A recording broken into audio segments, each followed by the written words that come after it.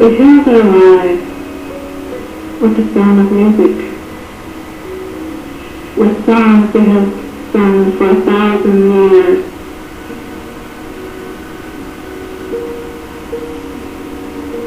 The music is in everything we see, everything we touch. If you listen, you can hear it in the trees, in the streams and the brooklets.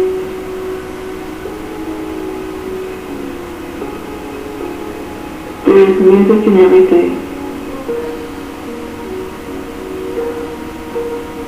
When I see birches bend to left and right, across the lines of straight darker trees, I like to think some boys been swinging them. But swinging doesn't bend them down to space. I still want to do that. Often you must have seen them, loaded with ice on a sunny winter morning after a rain. They paint upon themselves as the breeze rises and turns many-colored, as the stir cracks and crazes their enamel. Soon the sun's warmth makes them shed crystal shells, shattering and avalanching on the snow crust, such heaps of broken glass to sweep away. You'd think the inner dome of heaven had fallen. They are dragged to the withered bracken by the road, and they seem not to break. So once they are bowed for so long they never right themselves. You may see their trunks arching in the woods years afterwards, turning their leaves on the ground like girls on hands and knees that throw their hair before them over their heads to dry in the sun. But I was going to say when Truth spoke in with all her matter of fact about the ice storm, I should prefer to have some boy stand them as he went out carrying to fetch the cows. Some boy too far from town to run baseball. His only play was when he found himself, summer or winter, and could play alone. One day when he subdued his father's trees by running them down over and over again until he took the stiffness out of them. And not one but hung limp, not one was left for him to conquer. He knew all there was to learn about, not launching out too soon, and so not carrying the tree away close to the ground. He always kept his pose to the top branches, climbing carefully with the same pains you used to fill a cup up to the brim and even above the brim. Then he flung outward, feet first with a swish, kicking his way down through the air to the ground. So once I was myself a swimmer of birches, and so I dream of going back to be.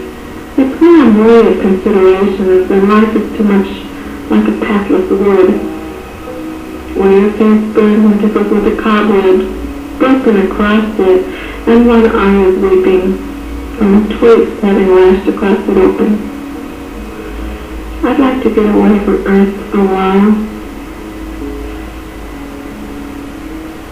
and then come back to it and begin over. May no fate willfully misunderstand me and half grant what I wish and snatch me away, not to return. It's the right place for love. I don't know where it's likely to go better. I'd like to go by climbing a birch tree and climb the black branches up a snow-white trunk toward heaven till the tree could bear no more, but dipped its top and set me down again. That would be good, both going and coming back. One could do worse than be a swinger of birches.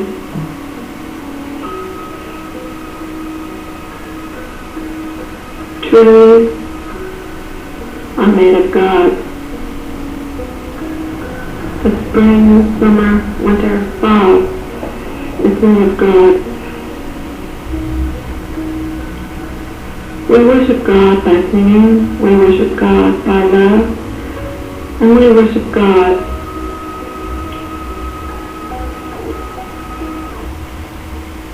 in all the nature and all the pathways that we can use through nature. but nature is love, and God is love, and I am that I am.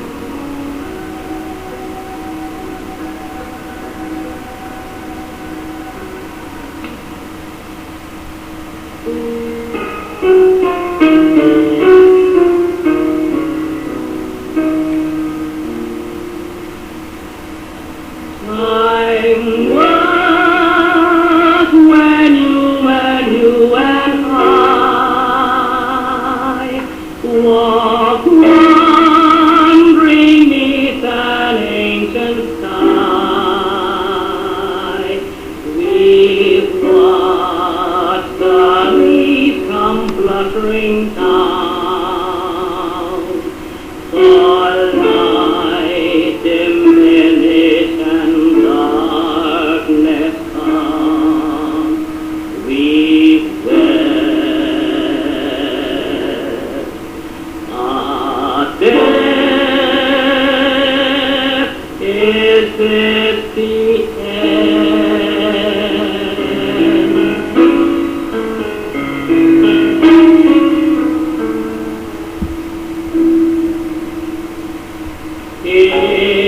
Here, take my hand, no need to cry. Have faith, we did not die.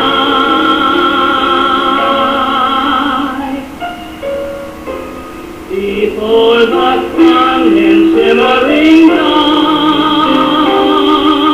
new life again is found.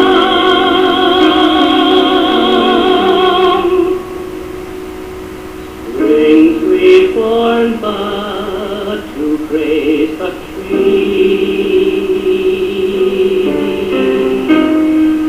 Love's message